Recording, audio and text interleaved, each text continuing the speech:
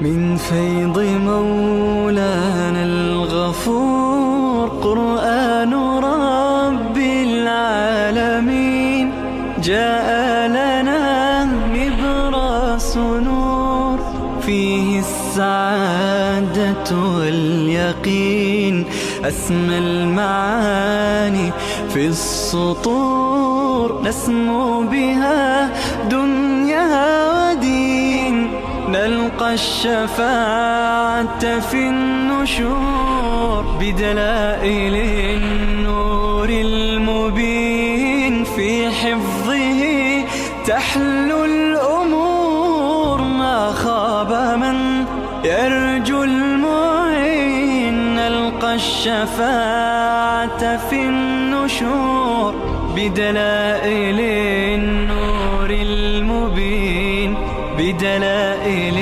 النور المبين.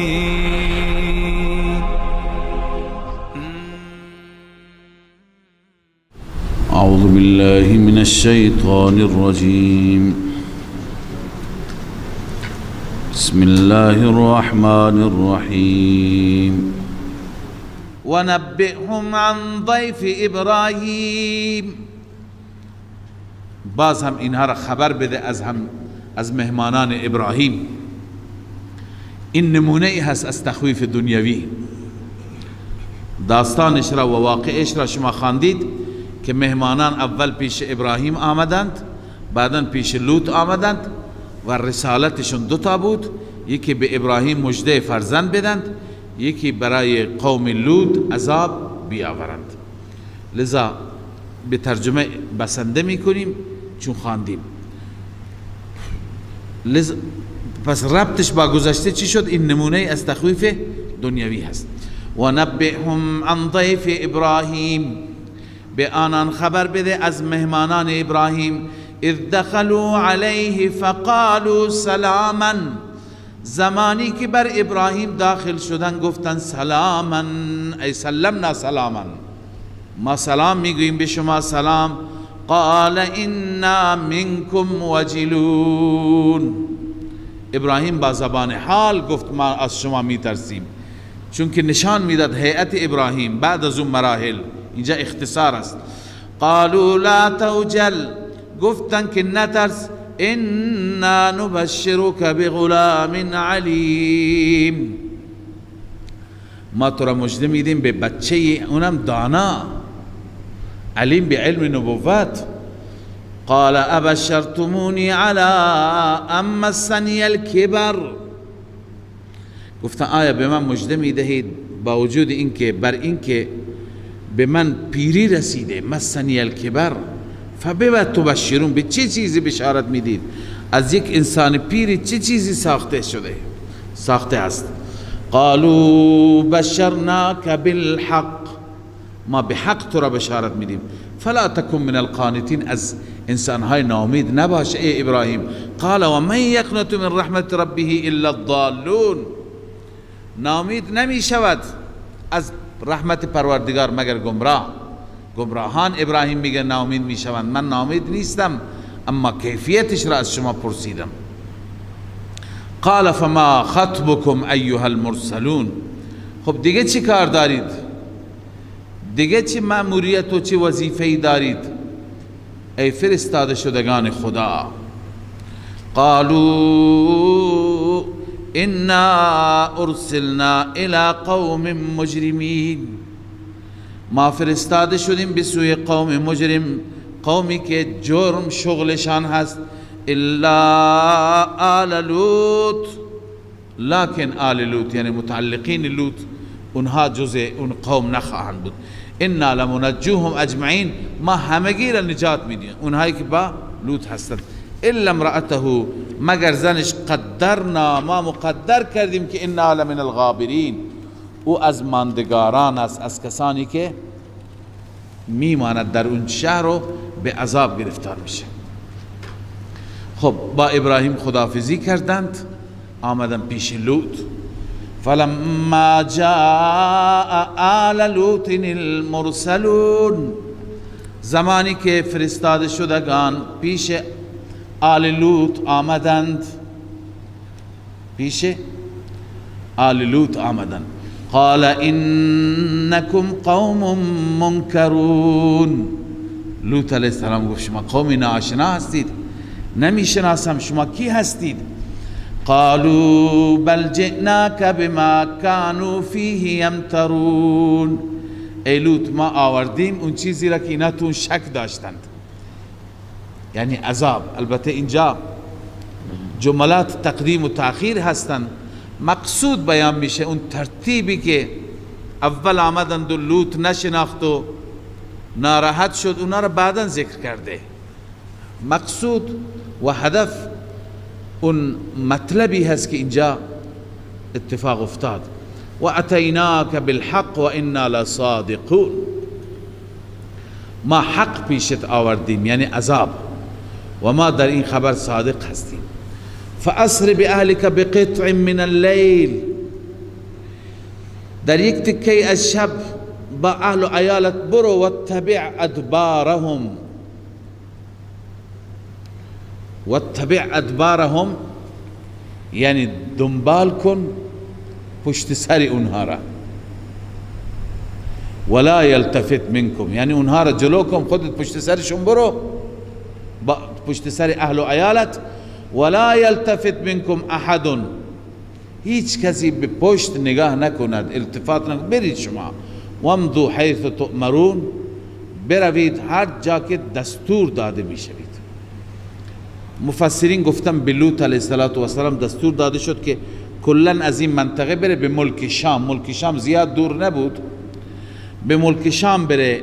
ملک شام جای اصلی حضرت ابراهیم است که البته بعد از این که اونجا توطن گزید، اونجا وطنیت را اختیار کرد، قبلا در عراق بود.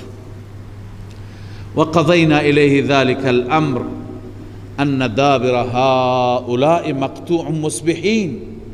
الله می فرماید ما این امر را فیصله کرده بودیم، این ادخال الهی است که ریشه اینها قطع میشه سر صبح.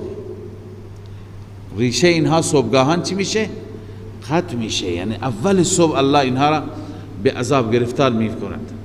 الان ببینید که مردم که با خبر شدن از فرشتگان چیکار کردن.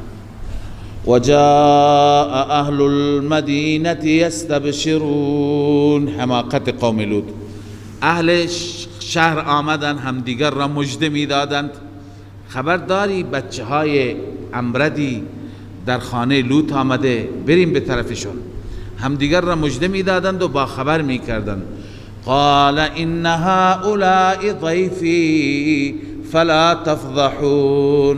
لوط گفت ای قوم اینها مهمانان من هستند، فلا تفضحون، مرا رسوا نکنید، جلوی اینها شرمسار نکنید. واتقوا الله ولا تخزون، از الله بترسید. ولا تخزون، مرا رسوا نکنید در نظر مهمان ها، اینا مهمان ما هستند. قالوا اولم ننهك عن العالمین. این اناد قوم، آیا ما تو را باز نداشتیم از عالمیان؟ یعنی چی؟ یعنی حق نداری از کسی دیگه دفاع کنی. ای عن اجارت احد منهم و حیلولتک بیننا و بینهم. ما باز داشته بودیم، گفتیم لوط از این به بعد حق نداری از کسی حمایت کنی، بین ما و بین اونها حائل بشی. اینها معلوم میشه که لوط، از این آیه معلوم میشه که لوط بارها با اینها درگیر شده بود. بالها اینها نوجوانهایی، پسر بچه هایی را گرفته بودند و میخواستند نسبت به اونها تجاوز بکنند. لوط آمده بود، مانع شده بود، با اونها درگیر شده بود، نکنید این کار را. لوط اونها را از آن نجات داده بود، رها کرده بود، اما اینها به لوط تذکر داده بودند. از اینجا معلوم میشه که تو حق نداری از کسی دفاع بکنی، کسی را پناه بدی، حق نداری تو کار ما دخالت کنی. لذا اینجا به لوط اعتراض میکنند که اولم ننهک عن العالمین، آیا ما تو را باز نداشتیم عن العالمین، یعنی عن حمایت العالمین، از حمایت تمام مردم دنیا، تو چی کار داری با اونها؟ لوط گفت هؤلاء بناتی، اینها دختران من هستند، ان کنتم فاعلین، اگر شما این کار را میکنید به وسیله نکاح این کار را بکنید. بس یک تفسیرش همینه که نکاح با دختران من تا این اندازه آمدم ایثار بکنم، قربانی بدم، به عقد شما در بیارم، ولی با مهمانان من این کار را نکنید. و تفسیر دیگه همین که قبلا گفتیم، منظور از بناتی زنان خودتون که دختران من پیغمبرند، اگر شما نیاز جنسی دارید پیش اونها برید، چرا جلوی مهمانان مرا شرمسار میکنید؟ الله عزوجل اینجا به جان رسولش سوگند خورده، لعمرک.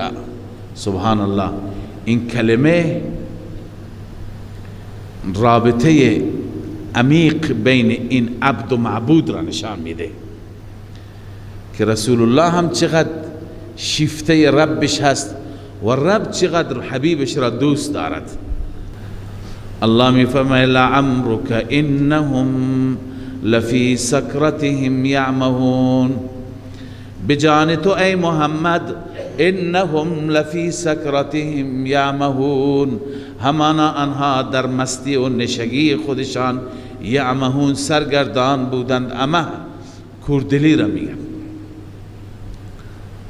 حضرت آلوسی رحمه الله اینجا بسیار جمله زیبایی نوشته بر این لعمرک، بر این که خدا به محبوبش میگه به جان تو، میگه ما خلق الله تعالی و ما ذرأ و ما برأ نفسا اکرم علیه من محمد صلی الله علیه و سلم. از اینجا معلوم میشه که خداوند خلق نکرده و ما زرع و ما برع، پیدا نکرده، به وجود نیاورده هیچ نفسی را معززتر، مکرمتر، بهتر از محمد صلی الله علیه وسلم. به چه دلیل؟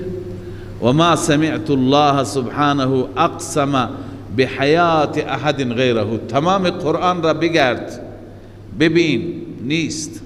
نشنیدم من، آلوسی میگه، نشنیدم من که خدای عزوجل قسم بخورد به حیات کسی، به جان کسی غیر از محمد.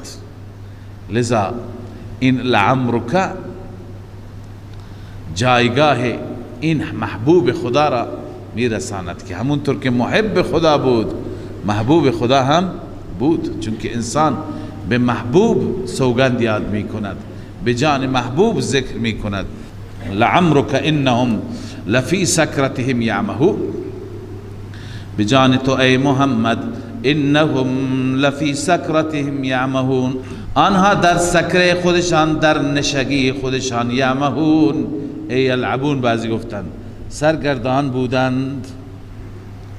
فاخذتهم الصیحة مشرقین، الله می فرماید صیحه آنها را مشرقین، در وقت صبح گرفت. مشرقین یعنی اول صبح. ببین بعضی میگن شروق وقت طلوع را میگویند، الان مصبحین یا مشرقین هر دو درسته. اول صبح عذاب شروع شد تا طلوع خورشید ادامه داشت، زدن اینها، نابود کردن اینها، این روستاها را به آسمان بردن و از اونجا سرنگون کردن و تک تک اونها را با سنگل ها زدن. و لذا قیل، تفسیر قرطبی میگه اول العذاب کان عند الصبح، اول عذاب صبح بود، و امتد الى شروق الشمس، اما ادامه داشت تا شروق الشمس. فکان تمام الهلاک عند ذلك، هلاکت وقت چی بود؟ تکمیل شد به وقت مشرق، به وقت شروق الشمس، طلوع خورشید.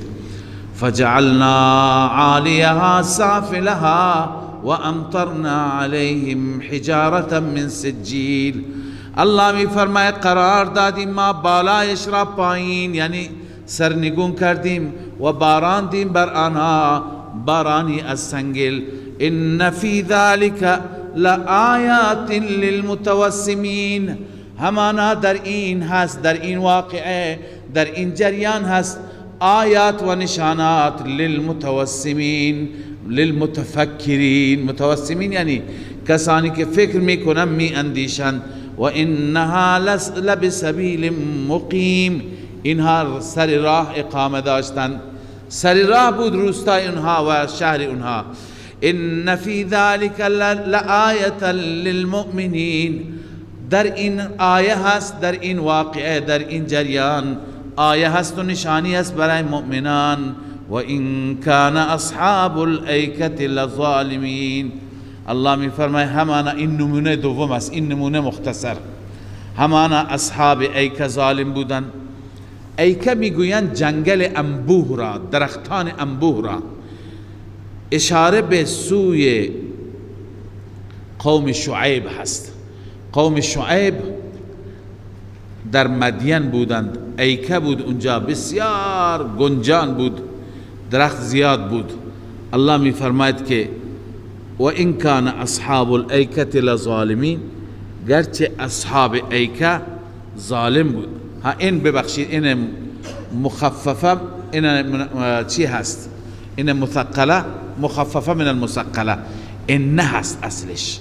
همانا به تحقیق اصحاب ایکه هم ظالم بودند، یعنی قوم شعیب. اونها هم شرک میکردن، توحید را رد کردند، هم در کیل و وزن که شما به تفصیل خواندید. فانتقمنا منهم، ما از همه انتقام گرفتیم، هم از قوم لوط هم از قوم شعیب. و انهما لبامام مبین. الله تعالی می فرماید اینها هر دو یعنی اصحاب ایکه و اصحاب مدین، هر دو در شاهراه هستند. امام میگویند اون راه شاهراه را میگن، راه عمومی بزرگ را، در شاهراه واضح هستند. عرض کنم خدمت شما که قوم لوط هم در روستاهای صدوم بودند، سر راه بود روستاهای صدوم. و قوم شعیب هم در مدین بودند. قبلا خدمت شما گفتم که بین تور بودند، بین شام و بین کوه تور بودند. لذا الله تعالی می فرماید اینها اینجا زندگی میکردن، سکونت میکردن. ولقد كذب أصحاب الحجر المرسلين وآتيناهم آياتنا فكانوا عنها معرضين وكانوا ينحتون من الجبال بيوتا آمنين فأخذتهم الصيحة مصبحين فما أغنى عنهم ما كانوا يكسبون. در آیات گذشته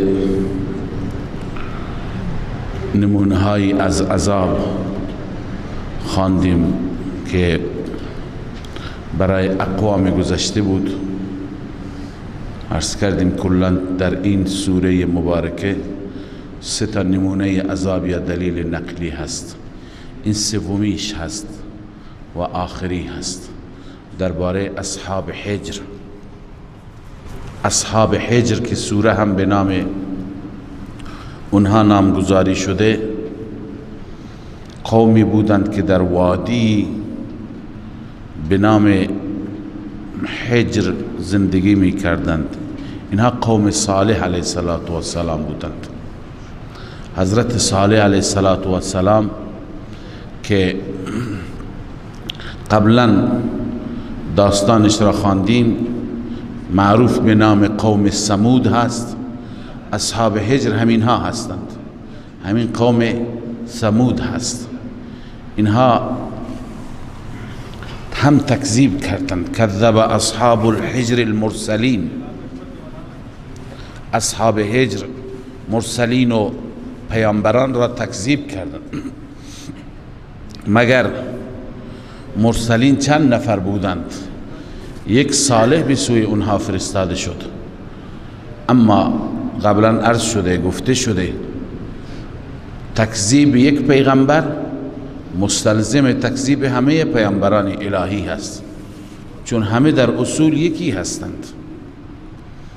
بس تکذیب کردند اصحاب حجر مرسلین را. و آتیناهم آیاتنا فکانوا عنها معرضین. الله می فرماید ما آیات خودمون را به آنان دادیم، آنان از آیات اعراض کردند. یعنی دلائل توحید را به وسیله پیامبرمان صالح فرستادیم اما اعراض کردند. و کانوا ینحتون من الجبال بیوتا آمنین، از قدرت و توان جسمی و امکاناتی که در دنیا داشتند الله می فرماید آنان از کوها را می تراشیدند و برای خودشون خانه های امن درست می کردند. و کان ینحتون من الجبال بیوتا آمنین، خانه های امن، جاهای امن و پناهگاه های امن در کوه و در دل کوه برای خودشان می ساختند. اما اون جاهای امن اونها را امنیت نداد، نتوانست که عذاب را از اونها دفع کند. فاخذتهم الصیحة مصبحین، آنان را صیحه فریاد آسمانی، که فریاد آسمانی یا فریاد جبرائیل بود یا فریاد دیگری از آسمان بود که جگر پاره کننده بود، آنها را گرفت در حالی که صبح کردند. الله می فرماید فما اغنى عنهم ما كانوا یکسبون، آنچه که کسب کردند، منظور اعمال مشرکانه هست. ما كانوا یکسبون پایینش بنویسی اعمال مشرکانه. اعمال مشرکانه آنها هیچ چیزی از اونها دفع نکرد، مشکلی از اونها حل نکرد، بلکه اونها به عذاب گرفتار شدند. وما خلقنا السماوات والارض وما بینهما الا بالحق. خب بعد از اینکه این جریان اصحاب هجر و قوم صالح علیه السلام به پایان رسید و در چند آیه الله تعالی احوالشان را به صورت مختصر بیان کرد، حال به دلیل عقلی که قبلا دلیل عقلی اول خوانده شده، این دومی هست. یکی اولی بود به تفصیل بود و این دومی هست. الله می فرماید وما خلقنا السماوات والارض وما بینهما الا بالحق، ما نیافریدیم آسمان ها و زمین را و ما بینشان را الا بالحق، مگر بحق لإظهار الحق. الله آفرید تا حق را به مردم نشان بدهد، حقانیت الله از اینجا ثابت میشه. و ان الساعة لآتیة، این تخویف اخروی هست. الله می فرماید بدون شک قیامت می آید. فاصفح الصفح الجمیل، تسلی برای رسول مکرم صلی الله علیه و سلم است. ای پیامبر من، تو اعراض کن از اینها اعراض کردن زیبا. اعراض کردن زیبا کدوم هست؟ الذی لا شکوة فیه، اعراض کردن زیبا همان است که هیچ شکوی توش نباشد. شما فعلا در گذر باش، تحمل کن، صبر کن تا اینکه الله تعالی به اینها رسیدگی کند. چرا فاصفح الصفح الجمیل؟ این علت است.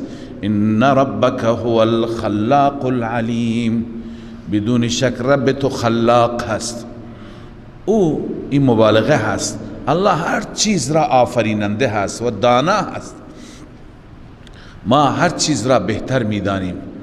ولقد آتیناک سبعا من المثانی والقرآن العظیم، تسلی هست رسول الله را. همانا ما دادیم به تو سبعا من المثانی، هفته از مثانی، هفته از آیاتی که تکرار می شوند. والقرآن العظیم، بیت قرآن عظیم دادیم. ببینید سبعا من المثانی تقریبا بالاتفاق تفسیرش سوره مبارکه فاتحه هست. سوره فاتحه یک نامش سبع مثانی هست. سبع مثانی یعنی سبع آیات تثنى، هفت آیاتی که تکرار می شوند. هفت آیاتی که تکرار می شوند، یکی از موارد تکرار در نماز هست که روزانه تکرار میشه، در هر رکعت تکرار میشه. لا صلاة الا بفاتحة الكتاب، با توجه به این آیه شما در حدیث شما در هر رکعت میخوانید، اینها مثانی شدن دیگه، تکرار شدن. و بعضی گفتند که سبع مثانی به این خاطر میگویند که در نزول تکرار شدن. در چی؟ در نزول، یعنی دوبار این سوره مبارکه نازل شد، اهمیت این سوره را میرساند. یکی نزولش در مکه مکرمه و یکی بعد از هجرت در مدینه طیبه، دوبار تکرار شده نزولش، به این خاطر بهش میگن سبع مثانی. والقرآن العظیم یعنی بقیه مضامین قرآن مجید. اما بعضی از مفسران من جمله شیخ رحمه الله ترجیح همینه که والقرآن العظیم تفسیر واو تفسیریه هست، تفسیر سبع من المثانی هست. سبع من المثانی را بهت دادیم، القرآن العظیم را دادیم. القرآن العظیم بر اساس این هم مراد فاتحه هست. یکی دیگر از نامهای سوره فاتحه چی است؟ القرآن العظیم. و این تفسیر تایید می شود با حدیثی که از رسول اکرم صلی الله علیه و سلم داریم: اوتیتو سبعا من المثانی والقرآن العظیم. خداوند به من داده، من داده شدم سبع مثانی و قرآن عظیم. پس قرآن عظیم تفسیر همون سبع مثانی هست. از اینجا معلوم میشه که واقعا سوره فاتحه اهمیت دارد. سوره فاتحه سوره بسیار بزرگی هست، بسیار مرتبه و جایگاه بلندی دارد که الله عزوجل به عنوان تسلی برای محبوبش میفرماید ما به شما سبع مثانی و قرآن عظیم دادیم، لذا تو صبر کن، تو تحمل کن. به همین خاطر هست رسول الله صلی الله علیه وسلم سوره فاتحه را شفا لکل داء می فرماید. شفا هست برای هر مریضی، برای هر مشکلی. شما صحابی وقتی که سوره فاتحه می خواند و اون رئیس قبیله که گشتم او را گزیده سوره فاتحه می خواند، فوراً خوب میشه، چند تا از گوسفندان را دریافت می کند، به خاطر اون از بس که تأثیر گذار هست. پیغمبر خدا وقتی میپرسه شما چیکار کردی؟ میگه من سوره فاتحه را خواندم. پس سوره فاتحه واقعا کسی اگر یقین داشته باشد و باور داشته باشد بسیار تأثیر گذار است.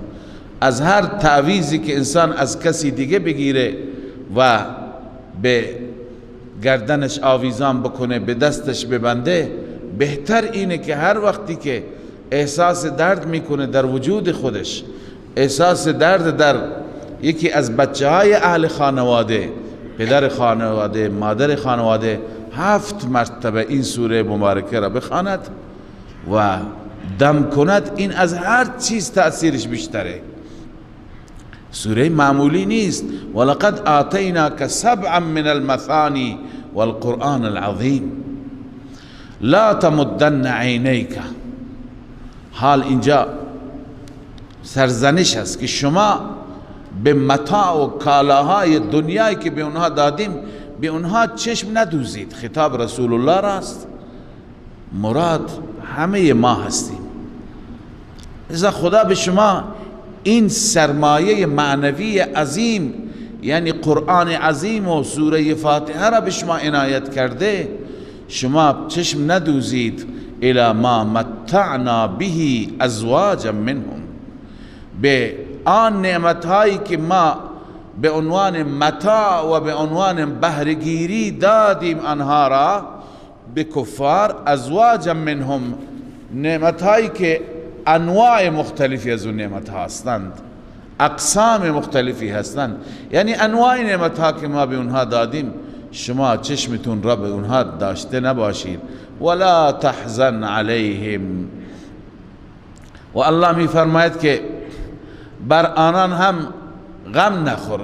رسول الله صلی الله علیه وسلم همیشه حزین بود، همیشه ناراحت بود که اونها چرا ایمان نمی آورند. الله می فرماید که ولا تحزن علیهم، بر ایمان نیاوردنشان غم نخور. واخفض جناحك للمؤمنین، و بازوهایت را در مقابل مؤمنین پایین بگیر، یعنی در خدمت بر مؤمنین باش، در مقابل مؤمنین تواضع داشته باش، خدمت اینها بکن. کفار سرکش متمرد وقتی که به حرف شما گوش نمی کنند جوش نزن، ناراحت نباش و بازوهایت را برای مؤمنین پایین بگیر. هرچی که اونها تقاضا دارند، انتظار دارند، به اونها پاسخ بده. وقل انی انا النذیر المبین، اون کفاری که از شما انتظار دارند که شما معجزه مخصوص برایشون بیارید، آیت مقترحه، آیه مطلوبه و خواسته اونها رو بیارید، در جواب اونها بگو انی انا النذیر المبین، من نذیر هستم، ترساننده ای هستم از سوی رب العالمین، ترساننده آشکار. کما انزلنا علی المقتسمین، این نمونه دیگری هست از عذاب، اما این نمونه دو تا نمونه در آخر می آید. این دو تا نمونه در عهد رسول الله صلی الله علیه و سلم و در حیات رسول الله صلی الله علیه و سلم بودن. دو نفر بود، ببخشید دو گروه هستند اینها، که یک گروه قرآن از اونها یاد کرده المقتسمین. مقتسمین یعنی تقسیم کنندگان، خودشون رو تقسیم می کردند. مفسرین نوشتن اینا 16 نفر بودند، اسمایشون هم تو تفسیرها آمده. همین سرکشان معروف مثل ابو جهل، مثل ولید، مثل امیه، مثل عتبه، شیبه، عاص بن وائل، نضر بن حارث، اینا جز اینها بودند. اینها خودشون را تقسیم میکردن بیشتر در ایام حج، در ورودی های مکه مکرمه. 16 نفر بودند. حدوداً مکه از 16 قسمت میشد که وارد شد، لذا اینها بر ورودی های مکه می نشستند و تمام کسانی که به حج می آمدند به اونها می گفتند که ببینید شما این کسی که تازه در میان ما هست و ادعای پیامبری می کند، فریب او را، گول او را نخورید. یکی می گفت این فرد جادوگر العیاذ بالله، یکی می گفت که این شاعر است، یکی می گفت مجنونه، هر کسی یک چیزی می گفت. لذا اینها خودشون را تقسیم کرده بودند و جدال بالباطل می کردند، با حق و کلمه حق و توحید خدای عزوجل مبارزه می کردند.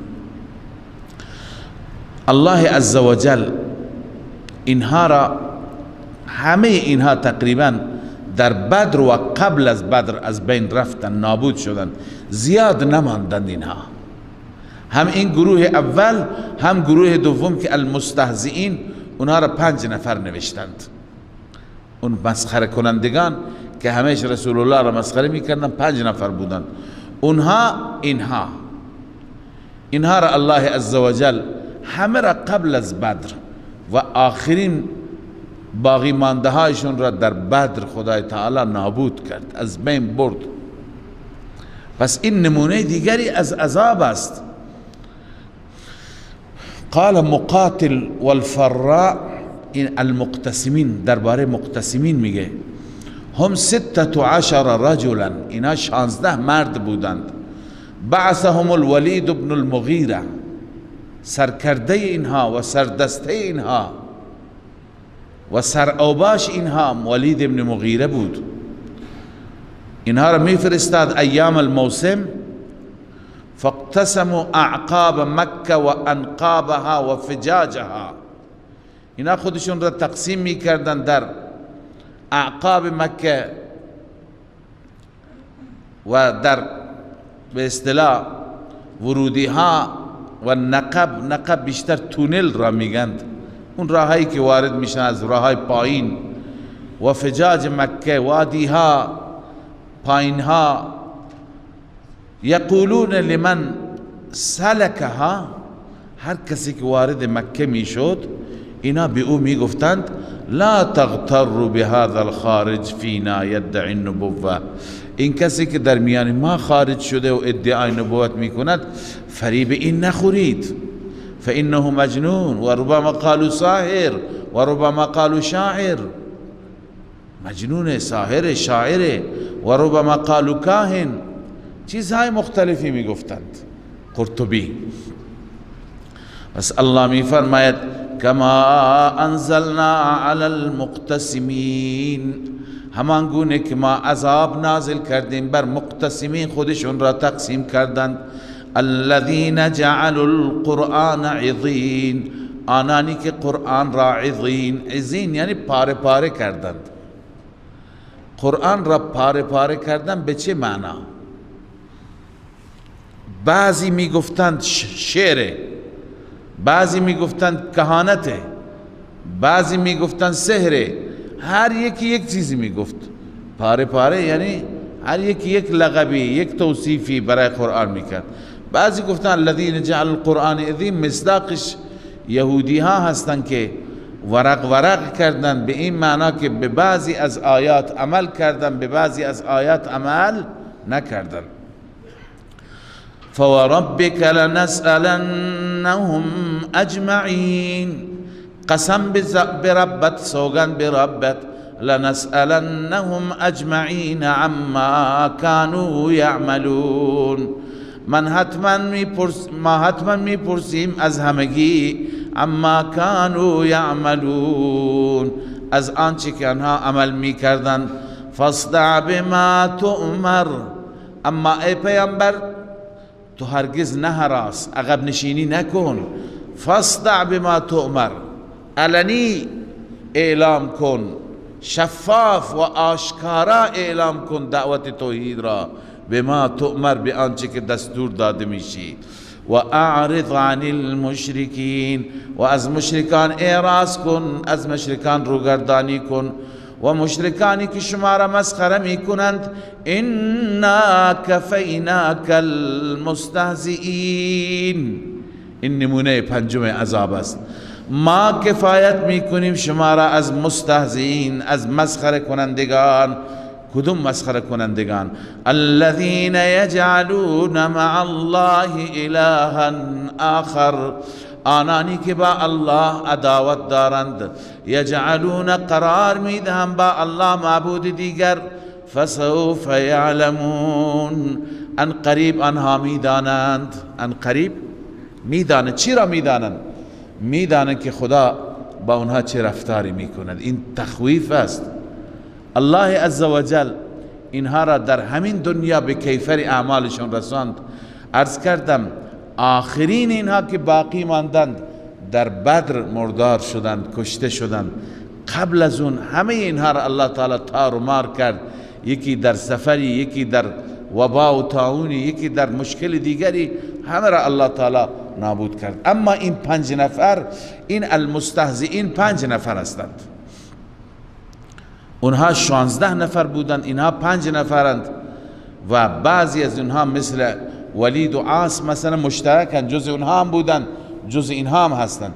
این 5 نفر ولید ابن مغیره، عاص ابن وائل، اسود ابن مطلب، ابو زمعه و اسود ابن عبد یغوس. تفسیر بحر المحیط نوشته این 5 نفر را. پس الله می فرماید که اینها را خدای تعالی خودش به کیفرشان میرساند، به حسابشون میرسد. انا کفیناک المستهزئین، این معنی است. ولقد نعلم انک یضیق صدرک بما یقولون، تسلی هست برای پیغمبر خدا. الله میفرماید ما میدانیم که سینه تو، دل شما تنگ میشه از آنچه که میگویند، ولی شما تحمل کن. فسبح بحمد ربک و کن من الساجدین، تسبیح و حمد پروردگارت را بگو و از سجده کنندگان باش. تسلی مؤمن با عبادت است، با ذکر یاد الله است. الله وقتی که حبیبش را هم تسلی میده، هم به سوی نماز، به سوی تسبیح و ذکر. به ما هم گفته یا ایها الذین آمنوا استعینوا بالصبر والصلاة. وقتی که مصیبت هست، وقتی که مشکل است، شما تسلیتون اینه که استعانت بطلبید با صبر و تحمل و نماز یا دعا، که نماز گفتیم دعا هم هست بعضی گفتن. پس شما هم الله می فرماید فسبح بحمد ربک، تسبیح و حمد پروردگارت را بگو، و کن من الساجدین، سجده کنندگان باش. این علاج حزن است، علاج غم است. واعبد ربک حتی یأتیک الیقین. در واقع اینجا 4 تا علاج الله تعالی بیان فرمود. یکی اول فسبح، دوم بحمد ربک، سوم و کن من الساجدین، چهارم واعبد ربک حتی یأتیک الیقین. ربت را عبادت کن، عبادت کن تا کی؟ حتی یأتیک الیقین، حتی که موت تو فرا برد، یعنی تا آخرین لحظات حیات، تا آخرین لحظات زندگی. ببینید این پیامبر ما هست، این سید اولاد آدم است، این امام الانبیا هست، این شخصیتی است که دیگه جایگاه کسی و مرتبه کسی از این بالاتر نیست. اینو خدای تعالی می فرماید تا لحظات موت، تا آخرین لحظات حیات و زندگی در دنیا الله را عبادت کن.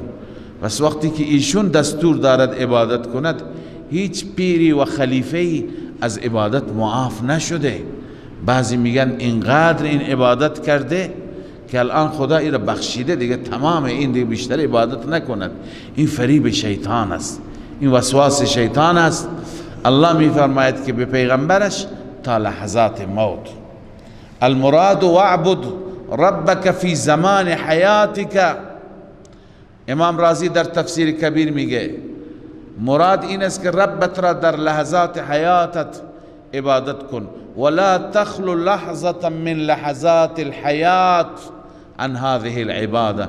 هیچ لحظه از لحظات حیات از این عبادت خالی نباشد، همیشه به عبادت رب العالمین بپرداز. واعبد ربک حتی یأتیک الیقین. صدق الله مولانا العظیم. من فيض مولانا الغفور قرآن رب العالمين جاء لنا نبراس نور فيه السعادة واليقين أسمى المعاني في السطور نسمو بها دنيا ودين نلقى الشفاعة في النشور بدلائل النور المبين في حفظه تحلو الأمور ما خاب من يرجو المعين نلقى الشفاعة في النشور بدلائل النور المبين بدلائل